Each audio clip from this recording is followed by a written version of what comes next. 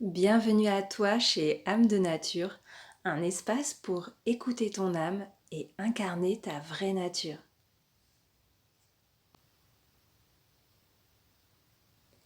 Avant de commencer et pour recevoir au mieux ce qui va émaner du podcast, je t'invite à prendre un temps pour te poser.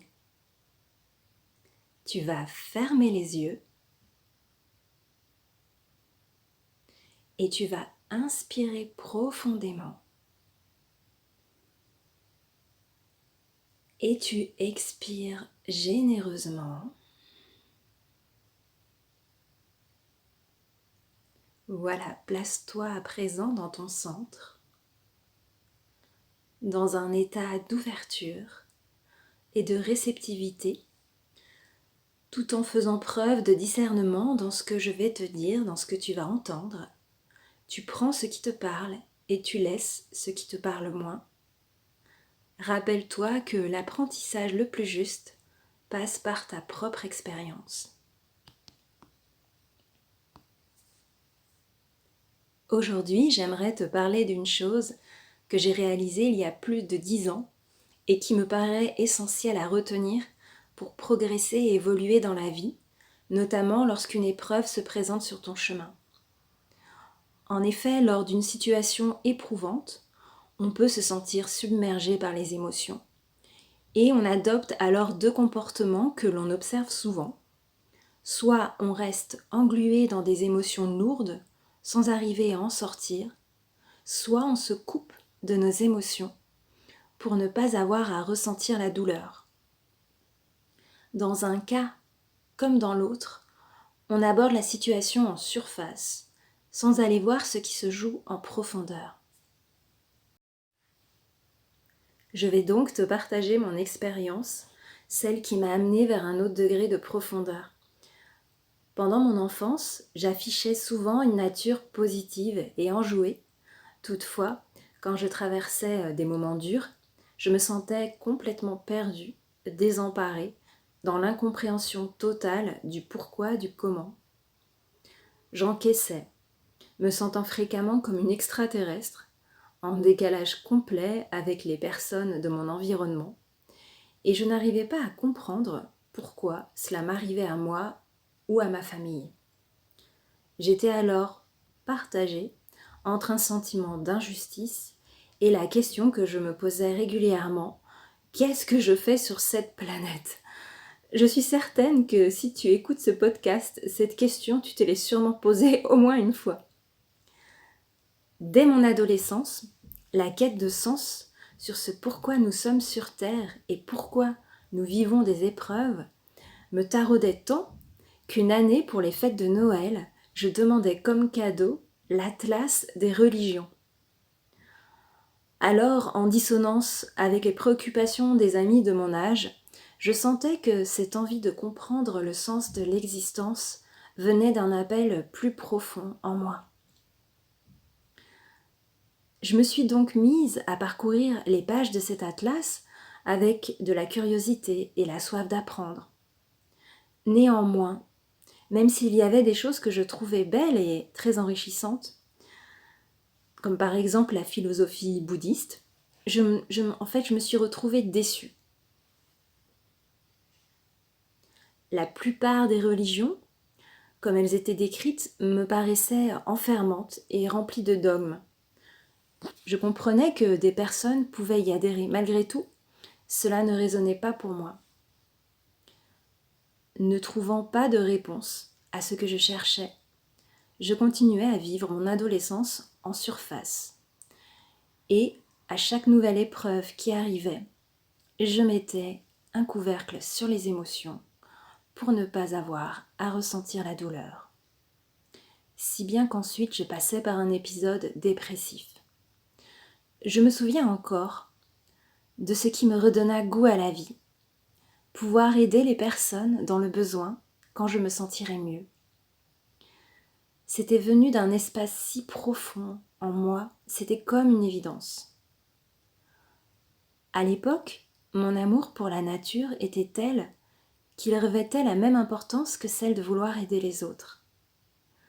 je me questionnais pour mon orientation professionnelle, comme on disait à l'époque au collège ou au lycée. Entre travailler pour la nature comme journaliste animalier ou faire un métier d'aide. Cependant, mes conditionnements, les croyances limitantes de mon entourage étaient si prégnantes à cette période que je n'écoutais pas mes élans du cœur. Et je décidais de rentrer dans le moule pour faire un métier avec des débouchés, comme on disait aussi à l'époque, et peut-être encore maintenant.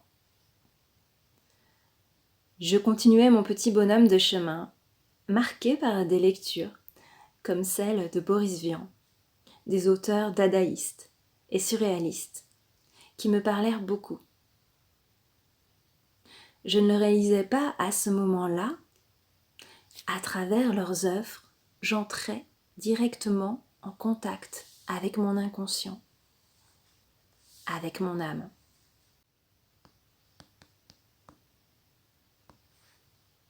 À l'âge de 30 ans, suite à une nouvelle épreuve dans ma vie où je m'étais mise dans une relation toxique, je vécus ce que certains appellent la nuit noire de l'âme. Je ne connaissais pas cette expression à l'époque, je ne savais même pas que cela existait. J'ai ressenti à ce moment-là comme si j'étais en train de mourir, alors que physiquement je me sentais fatiguée, mais rien de grave. Et pourtant, c'était vraiment comme une sensation de mort à l'intérieur de tout mon être. Je me demandais même si j'allais passer la nuit. C'était comme si j'étais arrivée au maximum de la souffrance émotionnelle. Le lendemain, quelque chose avait bougé. Je me sentais très différente. En me demandant ce que je faisais dans cette relation, je réalisais que je n'étais pas à ma place et que je m'étais enfermée jusqu'alors dans un mode de vie qui ne me correspondait absolument pas. Je pris la décision de sortir de cette situation et je vécus mon premier réveil avec la sensation de renaître à la vie. J'avais l'impression de redécouvrir mon environnement. Tout était plus beau, plus coloré. C'était comme si mes sens étaient décuplés. C'était drôle car j'étais dans un environnement qui m'était familier et c'était comme si je le voyais pour la première fois. Je sentais une profonde paix, une sensation de bien-être qui s'installait en moi. Je réalisais plus tard que je m'étais comme défait d'une ancienne peau, un peu comme lorsque tu épluches un oignon et qu'il y a plusieurs couches. Eh bien, c'est un peu comme si tu avais enlevé une couche et puis tu arrivais à la couche qui était juste en dessous. Et cette mort intérieure m'avait permis d'accéder à quelque chose de plus profond en moi, me rapprochant de mon essence, de ma nature. Et je lisais d'ailleurs peu de temps après Le pouvoir du moment présent d'Eckhart Tolle, où l'auteur racontait dans l'introduction qu'il avait vécu une expérience similaire, ce qui me permit de mettre des mots sur ce que j'avais vécu. Je comprenais ainsi que cette dernière épreuve m'avait dévoilé un trésor, celui de me montrer la direction pour être plus en accord avec moi-même. Je ressentais alors en moi de la joie, une certaine forme d'excitation à l'idée de pouvoir vivre la vie que je souhaitais du plus profond de moi. Comme si tout était possible et que tout s'ouvrait à moi. Je réalisais aussi que si je n'avais pas vécu cette épreuve, je serais sans doute encore enfermée dans une vie de souffrance et de faux-semblants en décalage avec moi-même. À ce moment-là, je décidai de suivre une thérapie pour pouvoir éviter de me remettre dans une relation toxique. La thérapeute, Catherine, si tu écoutes ce podcast, tu te reconnaîtras, me dit alors de remercier la vie pour ce cadeau que cette épreuve m'avait apporté. Je compris que derrière chaque épreuve se trouvait un trésor, un enseignement à recevoir pour se traiter avec plus d'amour, pour s'aligner avec la vie que l'on souhaite. Ce qui est important à retenir, c'est qu'il n'y a pas de punitions sur le chemin.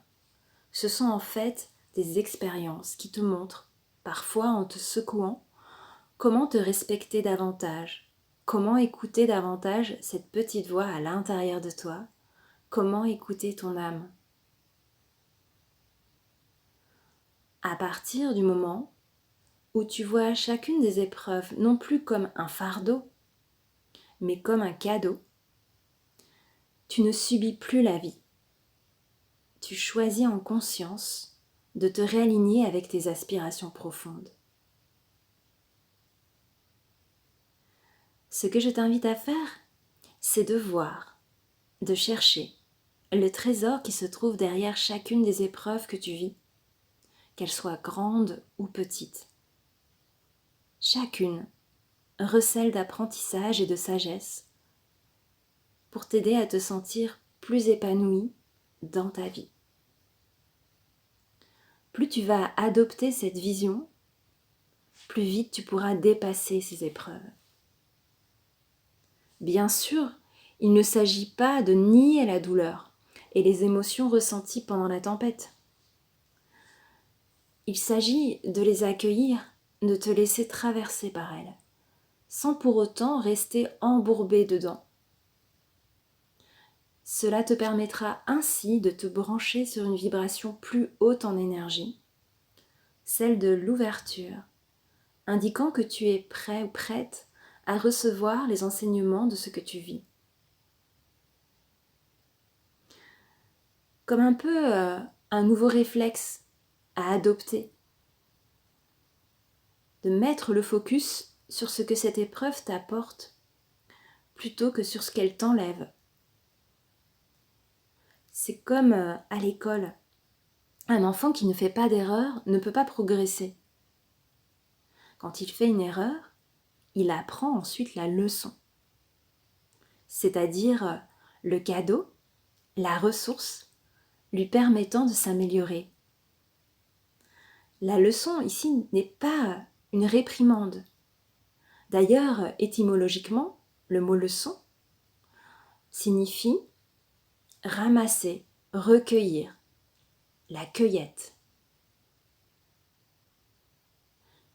La vie est une série d'expériences, d'apprentissage te permettant de savoir ce que c'est que d'être véritablement toi, d'être en lien avec ton essence véritable et l'amour qui en émane. L'amour, c'est cette énergie qui te permet d'être naturellement toi, de t'épanouir à travers ce que tu vis, ce que tu reçois et ce que tu offres.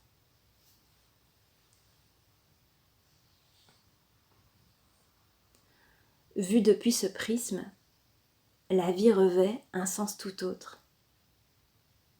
Celui d'être sur Terre pour vivre des expériences qui te font grandir, quelles qu'elles soient, afin de te guider vers ton âme et de ressentir ce que cela fait de vibrer ta vraie nature, ce que cela fait d'être toi. Je te remercie pour ton écoute. Si cet audio t'a parlé, je t'invite à le liker et à t'abonner pour être notifié des prochains podcasts. Pour aller plus loin dans l'écoute intérieure, dépasser tes blocages et oser suivre tes élans du cœur, je serai ravie de te guider grâce à mon accompagnement.